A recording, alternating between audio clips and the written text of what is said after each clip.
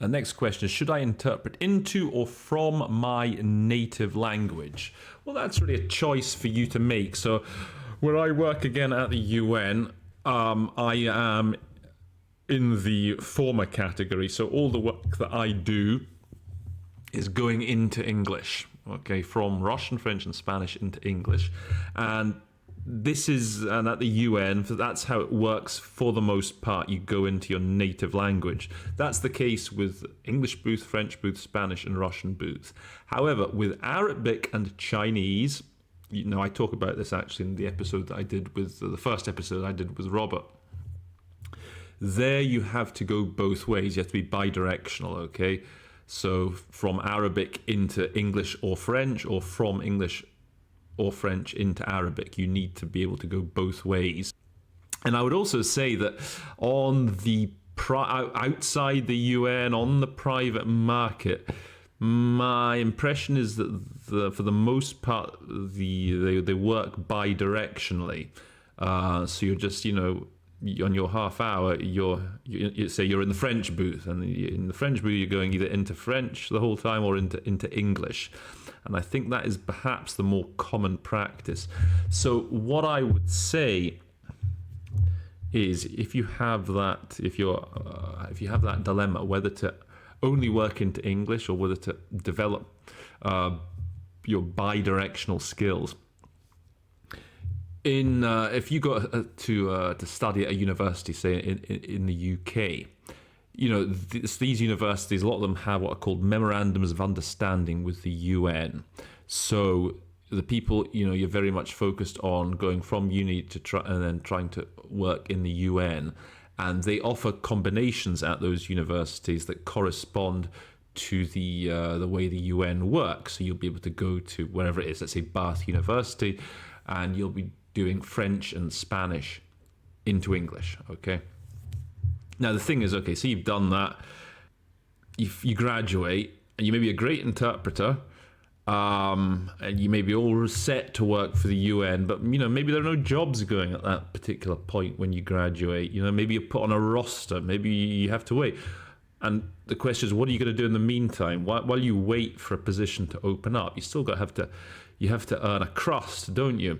So my advice would be that even if you're intending to, that's your life's dream, you want to work at the UN and you know it's going to be from French and Spanish into English, I would still suggest that you take one of those languages, French and Spanish, and that you have it at such a level whereby you could upgrade that language to a B without too much difficulty. So when I say A, B, and C, so I'm an A in English, okay, that's my native language. B is a language that you can interpret into. You're not a native speaker of that language, but you can interpret into it. That for me would be, say, Serbian, okay? And a C is a language that you only interpret from. So for me, French and Russian, Spanish, they're all C's, okay? I would only go into English. I'm not, French I could probably upgrade to a B without too much difficulty. But yeah, so what I'm saying is that even if you decide, you know, the UN's where you want to go, working in that combination with that setup, always have one of your C languages at a sufficient level where you could upgrade it without too much difficulty in the space of, say, a year, I don't know, or 6 months to a B. And the final question for today, and again it sort of builds on some of the other ones that I've answered already, is it better to have a common language combination or a rare one? Well, I, for example, have a mixture, okay? So French is very common, Spanish is very common, Russian not so common. Now, what's the pros and cons of the common language versus the rare one? Okay, if you've got the common one like the Spanish and the French, okay, there's loads of work out there. That's a very popular, sought-after combination.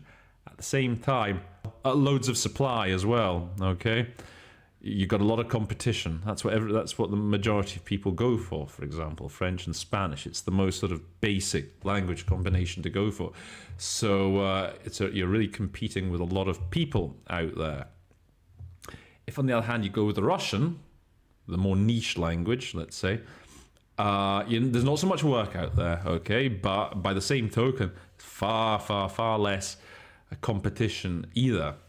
And it also means that, again, if you want to work at the UN, having something like Russian really opens a lot of doors for you. With French and Spanish, as I say, you can have massive competition every time, and you'll need to have the highest level of certification. They don't need to, search around very hard to find the top people, the top interpreters with French and Spanish. There's loads of them out there. And so when it comes to even qualifying for an exam, unless you have the top qualifications, the full qualifications, you're not even going to get invited to take that exam. That's not the case with Russian. Finding people with high level of Russian is much harder. And it means that there's quite a bit more latitude to get a foot in the door, as it were.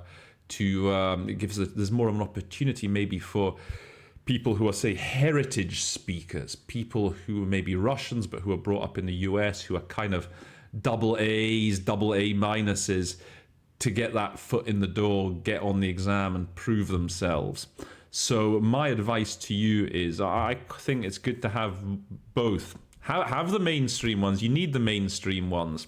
But also, if you have one of the more niche languages, that too is going to suddenly open up a whole range of work for you that you might not otherwise have had. And one final thing I'll say is think smart also when you're choosing your language combination, okay? What do I mean by that?